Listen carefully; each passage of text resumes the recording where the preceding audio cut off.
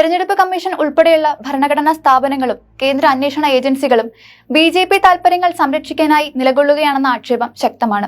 പോളിംഗിന്റെ കൃത്യമായ കണക്കുകൾ പോലും തെരഞ്ഞെടുപ്പ് കമ്മീഷൻ പുറത്തുവിടുന്നില്ല.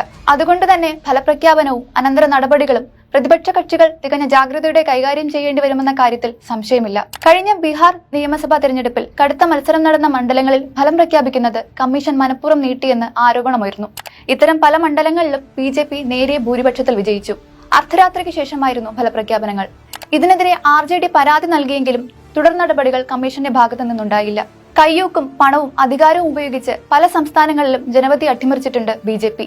മറ്റു കക്ഷികളുടെ നേതാക്കളെ ഭീഷണിപ്പെടുത്തിയും സമ്മർദ്ദത്തിലാക്കിയും കൂടെ നിർത്താൻ ബി.ജെ.പി ശ്രമിക്കുമെന്ന് ഉറപ്പാണ്. മഹാരാഷ്ട്രയിൽ എൻ.സി.പിയെയും ശിവസേനയും പിളർത്തി.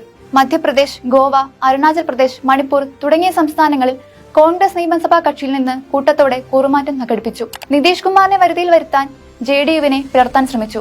പ്രതിപക്ഷ എംപിമാരെ കൂട്ടത്തോടെ സസ്പെൻഡ് ചെയ്ത് പാർലമെന്റ് നടപടിക്രമങ്ങൾ ഏകപക്ഷീയമാക്കാൻ ശ്രമിച്ച 5 വർഷമാണ് കടന്നുപോയത്. എന്തിനേറെ പ്രതിപക്ഷ കക്ഷികൾ പാകിസ്ഥാനെ പിന്തുണയ്ക്കുന്നവരാണെന്ന് പറയാൻ പ്രധാനമന്ത്രി തയ്യാറായി. അധികാരത്തിൽ കടിച്ചു തൂങ്ങാൻ ഏതു മാർഗവും മോദി സ്വീകരിക്കുമെന്ന ആശങ്ക ഉയരുന്നത് ഈ സാഹചര്യത്തിലാണ്.